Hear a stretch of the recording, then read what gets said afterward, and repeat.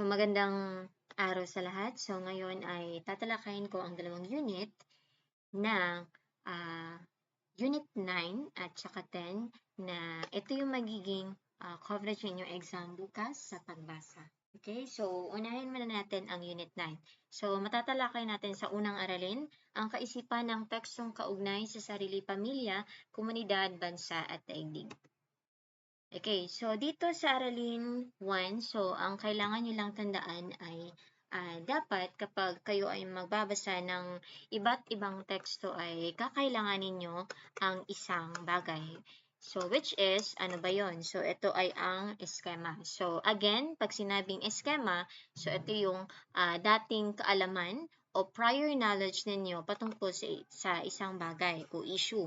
So, kapag meron kayong eskema, ay mapapadali ang inyong pagbabasa, ang inyong pagsusulat, at the same time, mas mapapadali ang inyong pag-uugnay sa teksto pa tungo sa inyong sarili, maaaring pamilya, komunidad, bansa, at daigdig.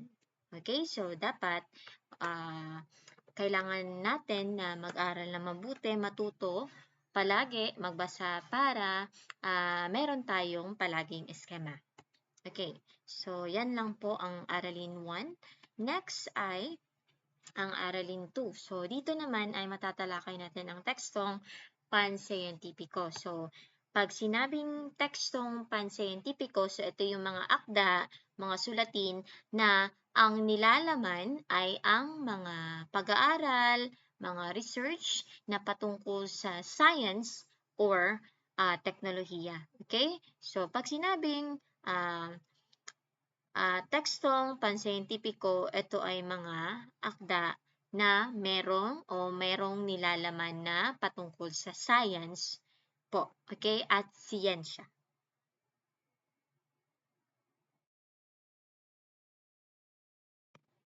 Next, so katangian at mga halimbawa. So, unahin muna natin ang katangian. So, ang mga katangian ng pansiyentipiko ay dapat formal na pananalita. So, syempre, sa mga formal na mga institusyon ay kakailanganin talaga natin na ang mga teksto na nakapaloob ay dapat formal na wika ang gagamitin. Hindi po yung mga katulad ng balbal, kolokyal, o panlalawigan. Kailangan po ay pambansa at pampanitikan ang gagamitin para mapadali at maayos and maganda din ang pagpapahayag. Next, objektibo ang wika at pananaw. So, kailangan totoo ang mga information na ilalagay o nakalagay sa tekstong pansiyentipiko. Hindi lang po ito gawa-gawa ng manunulat. Next, meron po mga jargon na ginagamit sa tekstong pansiyentipiko na related sa science and technology. So,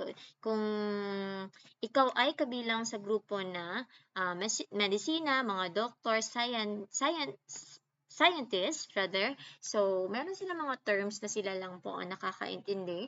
And then, kung hindi ka kabilang dito sa mga grupo na ito ay mahihirapan kang intindihin o unawain yung mga sinasabi nila. Okay? So, ito naman ay mga halimbawa ng tekstong pansiyentipiko. So, katulad na lamang ng technical na pag-uulat, panlaboratoryang pag-uulat, at mga research or pananaliksik. Okay?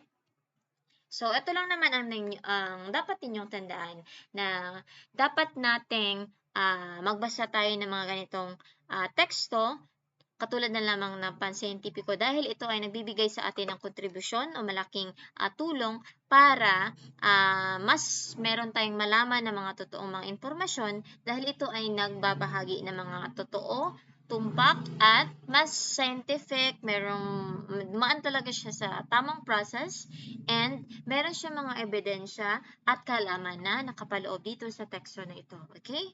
So, dapat magbasa ng mga ganitong teksto. Okay, so diretso na tayo sa aralin 3. So, tekstong pang-humanidades. So, ito namang teksto na to ay kung dito naman tayo sa humanidades, ang ibig sabihin nitong salitang ito ay tumutukoy sa mga pag-aaral patungkol sa buhay ng tao at ano ba ang mga karanasan o ano ba ang related nito sa karanasan sa mundo at sa mga anyo at iba pang mga medium.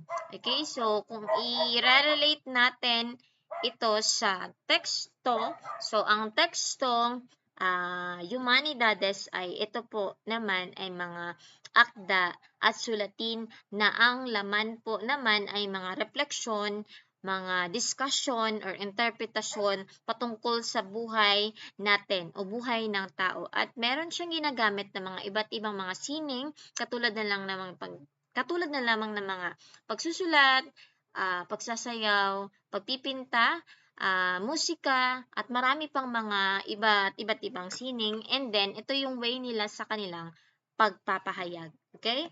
So, hindi pa nakalagay dito ang mga katangian ng tekstong tekstong Humanidades. So, sasabihin ko na lamang. So, ang mga katangian ng pang-Humanidades ay more on subjektibo o hindi po totoo yung mga nakasulat o nakalimbag sa mga tekstong ganito.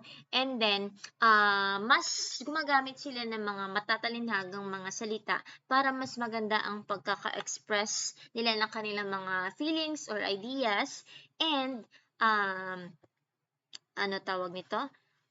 Yun nga, more on singing. Okay? So, yan siya. Mas kailangan na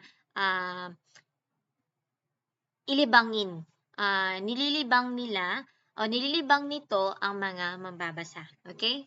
So, ito naman po ay mga uri ng tekstong Humanidades. So, merong 3. So, informational, imahinatibo, and pangungumbinsi. So, unahin natin ang informational. So, pag sinabing uri na ito ay nagsasabi o nagsasaad ng mga katunayan o totoong mga impormasyon. So, ang mga halimbawa nito ay mga talambuhay and textbook or libro.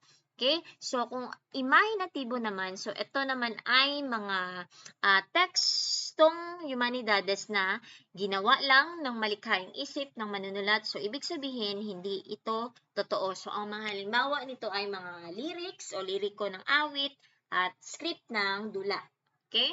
And ang pinakahuli ay ang pangungumbinsi. So, ito naman ay tekstong Humanidades po na ang layunin or ang goal ay para paniwalaan ng mambabasa ang kaniyang piniling panig at dapat suportahan siya kung ano man ang kanyang panig patungkol sa isang akdang pansining o maaring ang kaisipang pampilosopiya. So, ito ay ang mga example po nito ay ang mga kritisismo, pampanitikan, or mga diskusyon patungkol sa relihiyon. So, yan po ang aralin 3. So, dito na tayo dadako sa pinakahuling aralin sa Unit 9 sa tekstong Pangagham Panlipunan. So, etong tekstong Pangagham Panlipunan ay parang kombinasyon ng dalawang tekstong na-discuss ko kanina. So, ang tekstong Pangagham Panlipunan kasi ay gagamitan kasi natin ng approach na science. So, kailangan natin na meron tayong gagamitin na science and then kailangan na objektibo pa rin. And then, related siya o tumatalakay siya patungkol sa mga kalikasan o karanasan ng tao po. Okay? O karanasan natin. Okay? So, ito po ay matatagpuan na mababasa sa mga katulad na lamang ng mga kasaysayan, arkeolohiya, economics, at marami pang iba. Okay, so now, ano naman ang katangian nito? So, syempre, ito ay tiyak, direct to the point yung mga sinasabi niya na mga details dito, and then meron pong nilalaman na mga obserbasyon, mga informasyon na merong mga ebidensya. So, ibig sabihin, totoo pa rin ang mga nakalagay na mga information dito sa teksto na ito. Okay, so ang meron siyang 3 uri, so informational, argumentatibo, and nanghihikayat. So, informational, syempre, totoo pa rin yung sinasabi dito sa tungkol sa isang paksa. Okay, ang halimbawa is research or pananaliksik. Next, argumentatibo ay, ito ay, ang goal ay imbestigahin or magsuri ng mga iba't ibang issue, and then, i-discuss siya dito ang issue na yon. And then, kung totoo ba siya, dapat ba siyang tangkilikin or hindi. So, example is